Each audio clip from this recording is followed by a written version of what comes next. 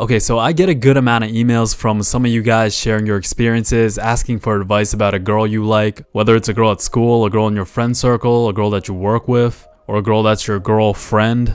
But basically the classic case of the friend zone, or maybe she's keeping you in the gray area. Maybe you're getting strung along, you're frustrated, confused, and you don't know what to do.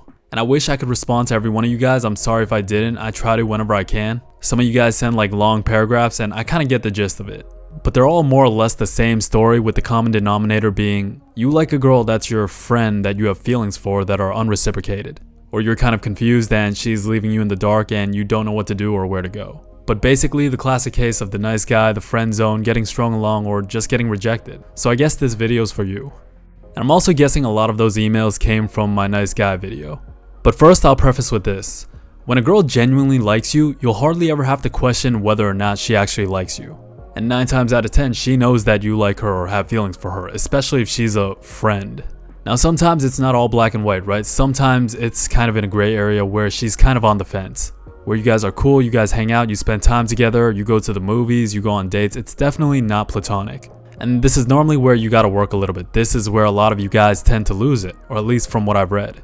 No matter what, you always have to keep in mind that there's always a push and pull when it comes to the dating game. There's always one person that likes the other person more. Whatever you want to think about, oh, that's so immature, playing games, etc., that's going to be an aspect, that's always going to be an aspect of dating. There's inevitably going to be a chase. And most people, if you're being honest, you enjoy it. Both guys and girls. Guys enjoy the hunt and girls enjoy being pursued by the guy.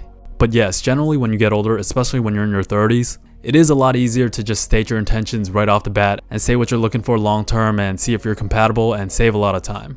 Which, to be honest, is a huge thing for relationships. Like, compatibility is underrated. Some people want to have kids, family, and settle down, while some other people just want to work and might not see that until a lot later down the line. When you tend to get older, it's not enough that the person looks good and makes you feel a certain way. If your future doesn't align, then it's not going to work. Especially when you're on that biological clock, you want to be able to see if your life aligns. But this video isn't for the boomers on the clock. This one is for the younger guys. And it's going to be the case that in the dating game, there's going to be a push and pull. There's going to be someone more emotionally invested than the other person. It's just never going to be 50-50, especially in the early stages. And the one that's less emotionally invested has more power. Same thing in business, right? The one with more bargaining power, the one more willing to walk away from the table has more power. And the one thing I've noticed through all your emails, your stories, and your experiences is that, to be completely honest, there seems to be a lack of awareness from your part on how to move correct. The one thing you always got to keep in mind is that you always got to keep it player in every situation. And obviously this doesn't mean actually go be a player. Keeping it player just means being able to stay within yourself, holding frame, not acting based on emotions. Always keep it player, always keep it chill, no matter what happens. Because they will shit test you. Like, girls are really good at reading energy. They can smell desperation and neediness. They know exactly when a guy likes them and when they're willing to do whatever it is that they want, whenever they have them wrapped around their finger. And they do this because it's instinctual. Just like how it's embedded in us to want to reproduce, it's also within them to want to select the best mate possible. While for some guys, let's be honest, some of you guys can be really oblivious to how you come off sometimes. And this is one area that girls are a lot better at than guys are. So for example, right, and again from what I've read from you guys, when you like a girl, right, and you guys are talking, you guys are hanging out, you guys are going to the movies, going on dates, whatever. You guys have some type of relationship that's not platonic. You have some level of emotional investment to her. And all of a sudden, one day she shows less investment. You feel like she's losing interest. What a lot of guys do is that they lose frame. They start acting based on emotions. Even though you know you shouldn't, you can't help yourself. And the reason for this is because you've already built up an attachment to her. For example, this viewer said that she didn't respond to his messages, so he panicked and he began to break down and send her far too many messages. And another viewer said that she started texting less and less and he started realizing that she was losing feelings. And then he proceeded to ask her about it, and then she said she's not ready for a relationship. When this starts to happen, the answer isn't to push even further, to raise your level of emotional investment, because that's just going to make you look less attractive in her eyes. And even though this might sound obvious, like you read those messages and you're like, bro, what are you doing? I kind of understand and empathize, because in that moment when you're in that deep, it can definitely be hard to act rational sometimes. When you feel like you're losing something, the natural inclination is to want to hold on even more. But I mean, it's like those are the situations where you always got to remember to keep it player. Always remember push and pull. The more you push, the more she's going to pull away. Like, a lot of people know about hot and cold, push and pull, but hardly ever apply it, because especially the more you like a girl, again, it's hard to keep these things in mind. Especially for me, when I was in my teens, I definitely had no concept of this. I thought when things were going good, you just gotta keep pushing and pushing. Just keep on texting her, keep talking to her, keep trying to be nice to her, keep trying to hang out with her and see her whenever you can. Especially when you're young, you don't realize how this can make you lose attractiveness. Like when you're ahead and you actually have the confidence to let off the gas and pull back a bit, I mean, at least for me, this was what changed a lot. And to break this down even further, right? Don't just always try to text her, hang out with her, try to see her as much as possible, be too available, just always saying yes to her, checking her social medias. Like just try not to do too much, keep your emotions in check. Like try to be attached but also be disconnected at the same time. Like sometimes genuinely go make fun of her, go tease her a bit, try to be absent sometimes, like maybe just don't respond whenever she hits you up. And definitely don't make her the center of your world even if you're catching feelings. Try to understand when to be connected and disconnected at the same time. For example, right, maybe she's having a bad day, maybe she's busy, don't be sitting at your phone waiting to text her or call her or ask when you can hang out again. Go leave her be and let her come to you. But a lot of guys can't do this because when you feel like you're losing her, you just can't let go. Remember, she's not your girlfriend until she's actually your girlfriend. Like so many dudes raise the emotional investment in their head to the point where you feel like she's yours when she's not there yet. Which is why you can't act without emotion when you like a girl. You start getting insecure, you start rushing because we're territorial.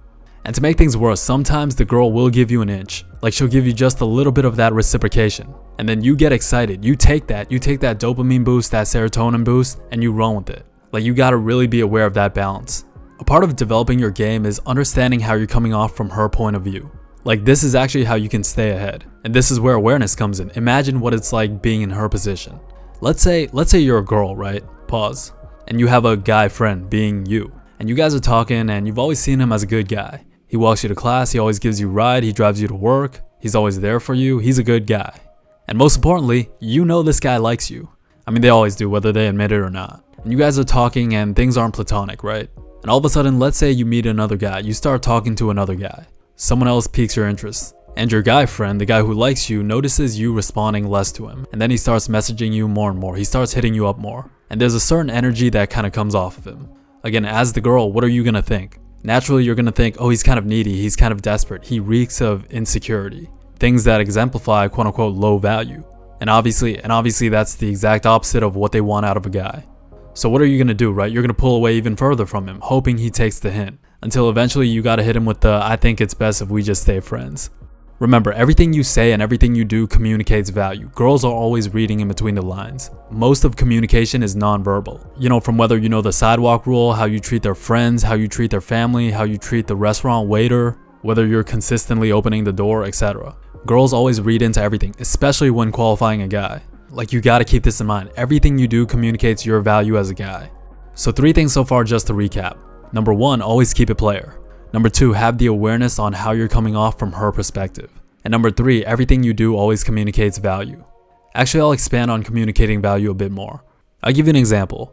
When I ask a girl on a date, right? Instead of asking, when are you free this week? I'll ask, hey, are you free on Saturday or Sunday after 5 p.m.? Those 2 questions communicates 2 completely different things. When you ask, are you free this week? It implies that you got nothing going on, and that you're also willing to cater towards her whenever she's available. So then you're on her timing. And this might not be at the forefront of her mind, but it's in the back of her mind somewhere. Where she's like, you're just asking me whenever I'm free this week? What if I'm free on like Tuesday or Monday? Like he has this much free time, like he's willing to be down whenever I say? But if you ask, are you free on Saturday or Sunday, 2 days to keep it flexible, because sometimes they're actually busy. After a certain time, like 5 p.m., this communicates that you're busy throughout the week and even on the weekend until up to 5 p.m. And also, to be honest, I'm heavily against going on dates during the day because all the romantic vibes are during the evening and night. Like it just feels kind of weird going on a date during the midday. Obviously, of course, if you're not already dating. If you're already dating and exclusive, then going on hikes and stuff, that's completely fine. But you want to separate that interaction from platonic as much as possible. And let's be honest, most of you guys are trying to smash anyways. And that's way more likely to happen at night. But it communicates more value, and you could even add in something like, are you free on Saturday or Sunday after 5 p.m? I got a meeting or a sparring session, or I gotta hit the gym with my homies early on in the day. So now in a way, you're kind of subtly communicating that you have a social life, you have friends, you're not a weirdo. Not that not having friends makes you a weirdo, but for girls, it's kind of like a red flag. You know, with all the true crime these girls be watching, they want to make sure you're not Jeffrey Dahmer, or they want to make sure you're not Ted Bundy. Actually, Ted Bundy's a bad example, because Ted Bundy had girls visiting him during his trials. But again, this might not be at the forefront of her mind, but she's subconsciously taking notes of this. Everything you do communicates value, even to your body language. Even if you're nervous and anxious, try to make an effort to sit with an open posture. Try to keep your head up, try to make yourself bigger than her. Everything you say and do communicates value. Honestly, overall, and again, responding to your emails, the main problem seems to be guys do way too much way too early before the feelings are mutual. I want to make that point clear, because some girls out there are like, I love when a guy simps, I love when a guy does too much, I love when a guy buys me flowers every single time.